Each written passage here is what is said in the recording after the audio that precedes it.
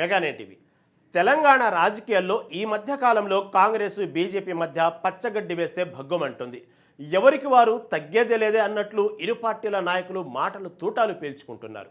ముఖ్యమంత్రి రేవంత్ రెడ్డి ఏకంగా కేంద్ర మంత్రి కిషన్ రెడ్డిని టార్గెట్ చేయడం ఇప్పుడు రాష్ట్ర రాజకీయాల్లో హాట్ టాపిక్గా మారింది. నిన్నటి వరకు మాజీ సీఎం కేసీఆర్పై తీవ్ర విమర్శలు చేసిన రేవంత్ రెడ్డి ఇప్పుడు తన రూట్ మార్చి బీజేపీ వైపు మళ్లడం వెనుక అసలు వ్యూహం ఏంటి, కేంద్ర మంత్రినే ఎందుకు టార్గెట్ చేశారు అనే ఆసక్తికర అంశాలు రాజకీయ వర్గాల్లో చర్చనీయాంశంగా మారాయి. గత కొద్ది రోజులుగా తెలంగాణలో బీజేపీ వర్సెస్ కాంగ్రెస్ అన్నట్లుగా పొలిటికల్ వార్ నడుస్తుంది. మునుపెన్నడూ లేని విధంగా సీఎం రేవంత్ రెడ్డి కేంద్ర మంత్రి కిషన్ రెడ్డిని టార్గెట్ చేస్తున్నారు. ఇటీవలే రంగారెడ్డి జిల్లాలో జరిగిన ఒక సభలో కిషన్ రెడ్డిని పొలిమేరకు పంపిస్తామంటూ రేవంత్ రెడ్డి మండిపడ్డారు.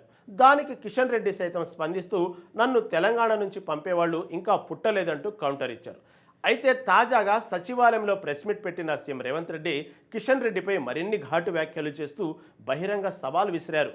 లాభాల్లోకి వస్తున్న హైదరాబాద్ మెట్రో విస్తరణకు కేంద్ర ప్రభుత్వం రూపాయి ఇవ్వకపోయినా పర్లేదు, మాకు కేవలం ఎన్ఓసి ఇస్తే చాలని, మీ 50% భాగస్వామ్యం కూడా మాకొద్దని, రాష్ట్ర ప్రభుత్వమే సొంతగా నిర్మించుకుంటుందని స్పష్టం చేశారు. ఢిల్లీకి వెళ్ళి ఇదే విషయం చెప్పి వచ్చానని, కిషన్ రెడ్డి గారికి దమ్ముంటే ఆ ఎన్ఓసి తెచ్చి ఇవ్వాలని ముఖ్యమంత్రి సవాల్ విసిరారు. ఇటీవల తన ఢిల్లీ పర్యటనలో కేంద్ర రైల్వే శాఖ మంత్రి అశ్విని వైష్ణవ్తో జరిగిన అంతర్గత సంభాషణను రేవంత్ రెడ్డి ఈ సందర్భంగా పంచుకున్నారు. ఇంత సులువుగా రేవంత్ రెడ్డి పనులు చేసుకుంటూ పోతే తెలంగాణలో బీజేపీకి ఉనికికే ప్రమాదం అని అశ్విని వైష్ణవ్ అన్నారని, అందుకే కిషన్ రెడ్డి నా వెనుకబడి రాజకీయం చేస్తున్నారని సీఎం ఎద్దేవా చేశారు. కిషన్ రెడ్డి చేసిన వ్యాఖ్యలపై సెటరిక్గా స్పందిస్తూ మీరు ఎక్కడైనా పుట్టండి, ఎక్కడైనా చావండి, మాకు అనవసరం, కానీ మీరు కేంద్ర మంత్రి కాబట్టి నేను సీఎంగా అడుగుతున్నా, మోదీతో మాట్లాడి మెట్రో అనుమతులు తీసుకురండి అని డిమాండ్ చేశారు.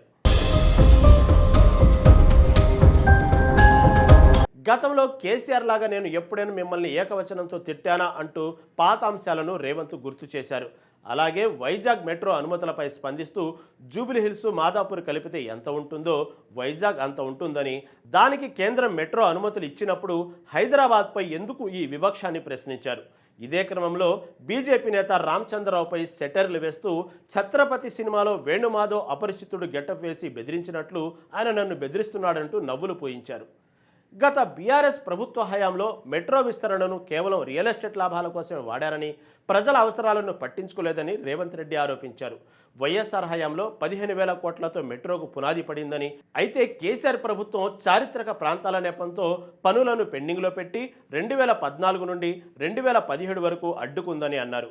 దీనివల్ల అంచనా వ్యయం 20,000 కోట్లకు పెరిగిపోయిందని, గత ప్రభుత్వ వైఖరి వల్లే 7,000 కోట్ల నష్టం రావడంతో ఎల్ఎన్టీ సంస్థ ఫేజ్ 2 విస్తరణకు వెనకడుగు వేసిందని వెల్లడించారు. ఈ సంక్షోభంపై కేంద్రాన్ని సంప్రదించగా ఫేజ్ 1కు రాష్ట్ర ప్రభుత్వమే పూర్తి యజమాని అయితే ఫేజ్ 2కు అనుమతులు సులభంగా వస్తాయని సూచించడంతో 30,000 కోట్ల విలువైన ఎల్ఎన్టీ మెట్రో ఆస్తులను కేవలం 15,000 కోట్లకే రాష్ట్ర ప్రభుత్వం కొనుగోలు చేయడానికి సిద్ధమైందని సీఎం వివరించారు. హైదరాబాద్ను గ్లోబల్ సిటీగా మార్చాలన్నదే తమ ప్రభుత్వ సంకల్పమని, అంతర్జాతీయ ప్రమాణాలతో కూడిన రవాణా సౌకర్యాల కోసం మెట్రో ప్రాజెక్టును ఏమాత్రం వదిలిపెట్టే ప్రసక్తి లేదని రేవంత్ రెడ్డి స్పష్టం చేశారు.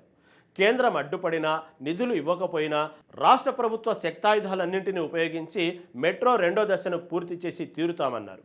కిషన్ రెడ్డి ఇకనైనా సింగరేణి బకాయిలు, మెట్రో అనుమతులపై లేఖలు, డ్రామాలు కట్టిపెట్టి తెలంగాణ హక్కుల కోసం ఢిల్లీలో నోరు విప్పాలని డిమాండ్ చేశారు.